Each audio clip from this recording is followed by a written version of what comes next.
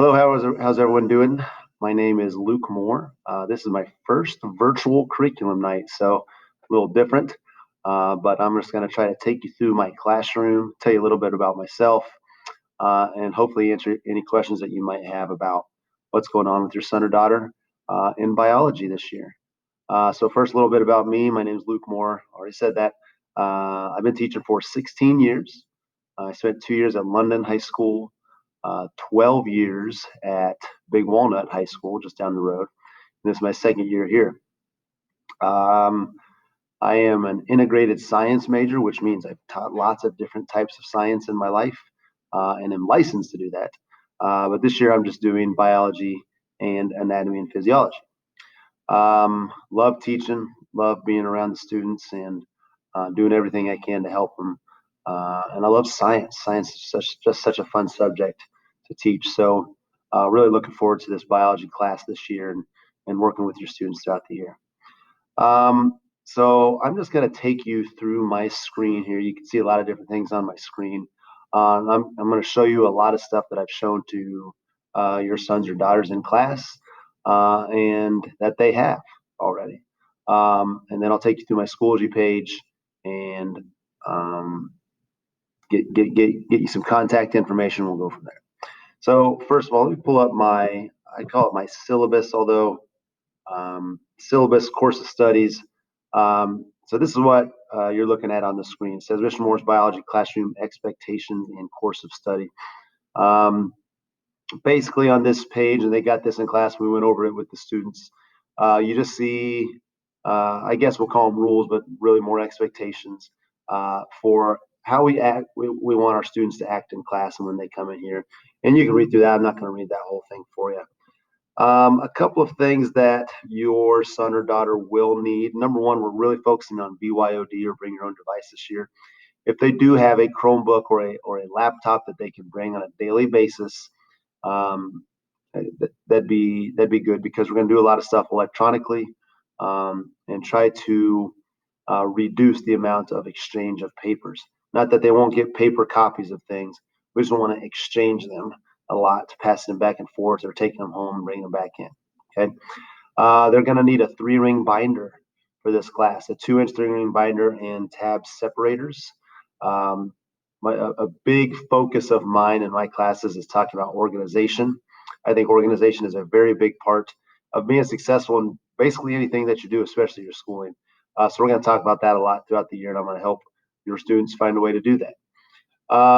You can read through the rest of this, but I want to go down to the course of study. So this is my course of study. You can see the units we're going to go through. There is really no guidance from the state right now about our state tests. Normally, at the end of the sophomore year or in the spring of their sophomore year, they would take a biology state test. As it stands right now, as far as I know, we're taking it. Now, a lot of things have changed with COVID, so I'm going to prepare your students as if we're taking that state test. If something changes, something changes. But everything we're going to do this year is based off the state content standards and is guided towards preparation for that test. So you can see our units that we're going to go through. We will get through hopefully 3 units per quarter. Again, with the new hybrid schedule, that may be we're going to have to kind of find out about our pace. This is new to all of us, and if we have to slow down a little bit so the kids get it, then we'll slow down a little bit, no problem. Grades, you can see a little blurb there about grades. I'm going to do a variety of things for your child to get grades in this class. Number one, we're going to have assessments, and I'll talk more about assessments in a moment. There will be a project or two throughout the year. But what I've told the students is when they're in class, the main thing I want to focus while they're in school is doing labs and activities. That may be a research activity, a review activity, or a lab, like I said before. And a lot of those will be graded. They may be pretty small, simple things, a 10-point lab here or there. And then I'm going to have homework. So that brings me to this. So I'm going to give your students 3 different color packets at the beginning of each unit. I'll hold those up for the camera right now. The white piece of paper or packet is always going to be my notes and the learning targets. They'll get that at the start of every unit. That's for them. That's their resource that they can use to study and to go through the lectures and the PowerPoints and stuff like that. The yellow pieces of paper are homework that they are to do at home. Now, I will never collect the homework. That's one of those things where we're not exchanging papers that have gone home and coming back. However, I'll check the homework. This is stuff, these are resources that will allow them to study and review the material as we go. So that they will get a homework grade each unit, but I won't collect it, but I will check it. The orange pieces of paper, these are the things that we'll do in class. So I'll give them to them when we're doing a lab, and then I'll collect them straight back. So they're not going home and coming back into the school. And these will be the labs, these will be the activities, or possibly just a practice problems or whatever that we can work on as a class while they're in here. Okay, so you may see those different color things coming home to them. That's what they mean. As far as the binders go, like I said, I want to stay organized throughout the year, and I want the students to stay organized throughout the year. So they're going to organize a binder. They'll keep track of every unit as we go through the year, and they'll get a little grade for that at the end of each quarter. Assessments. Obviously, we have A days and B days, and they're here half the time. So assessments are a little different this year. Every assessment is going to be online. So even if they're not in school, let's say it's a B day and it's a Friday, and the A group is at home. If we have a test on that Friday, then the A group would take their test at home at the time of their class period. So if their class period is from 8:05 to 9:50, they would need to take their test from 8:05 to 9:50. Now, I've talked to the students about this already. That's just the expectation of the class, and that's just kind of what we have to do. It's it's a unique circumstance. And I told them that if there's issues, they need to just have an individual conversation with me, and we can take care of that. You may have 4 kids on a computer at home. I understand that, and we'll work with you as best we can to find ways around that. If there is somebody that might be on an IEP or has accommodations, just know that I'm working with the intervention specialist to make sure we have the best plan in place for each student, so that we're not just saying, hey, you're on your own, good luck. We certainly wouldn't do that. We're going to make sure they're in the right position. Down here's a little bit of contact information. You can see my email down there at the bottom, Lucas_Moore@OLSD. If you ever want to get in touch with me, I check my email frequently throughout the day, and I will respond to you as soon as possible. That's probably the best way to get a hold of me. That Twitter, if you're on Twitter, oh gosh, there's a mistake. It's actually @MooreScience174. I apologize for that.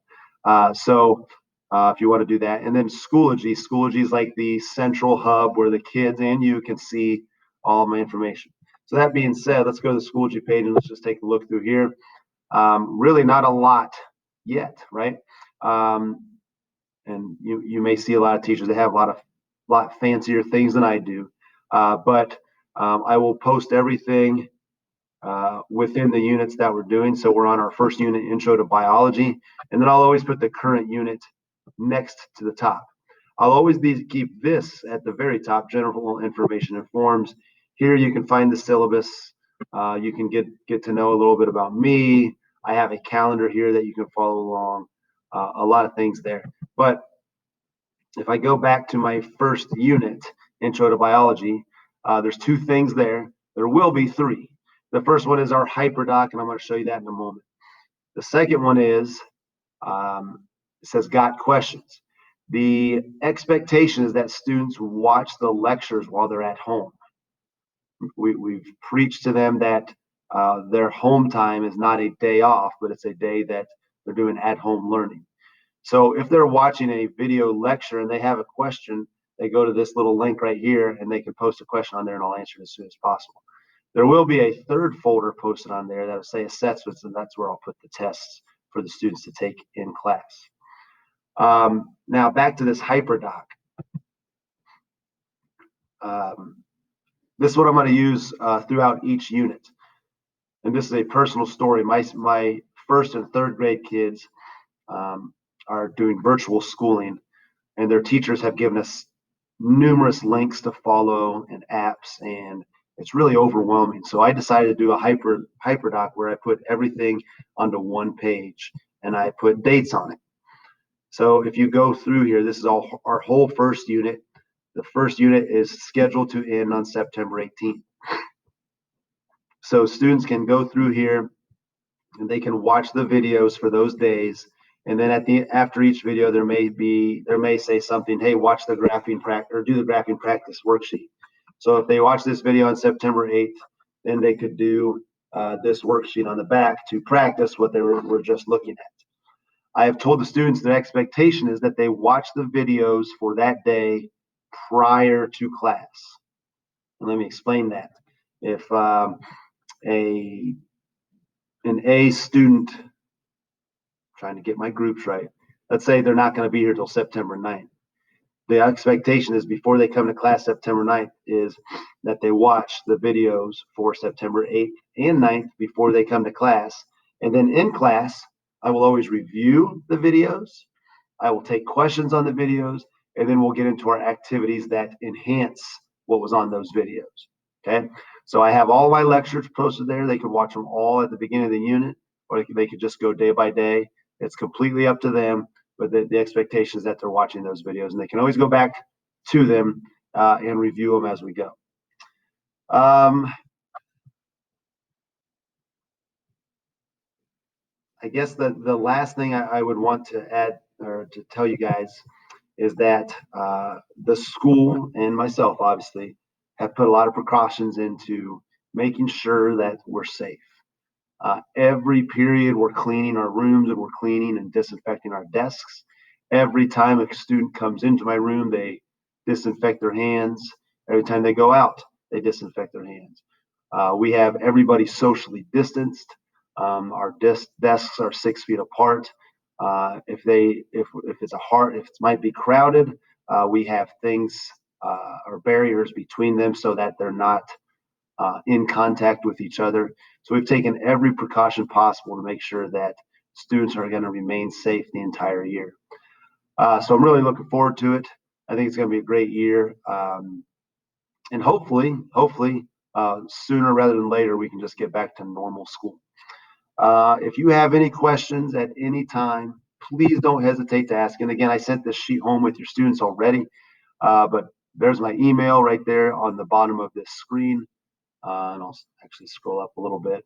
Best way to get a hold of me at any time. I will get back to you as soon as possible with any questions or concerns that you may have. And another thing I've told our students is that this is brand new to everybody, even the teachers. I think I have a great plan in place. I really do. I think it's going to work. But if something is going on, if they're having trouble, if they think, hey, Mr. Moore, I have a suggestion, tell them to talk to me. I'm very open for students to come talk to me, give me constructive criticism as long as they're not too mean. And, we can work together. It's a brand new process. It's a challenge, but it's a challenge that I'm positive that we can all tackle together. So if you have any questions, feel free to reach out. And I look forward to meeting you all, hopefully in person at our next parent-teacher conference or curriculum night or something where you can actually come into the building. So take care, and I hope to hear from you.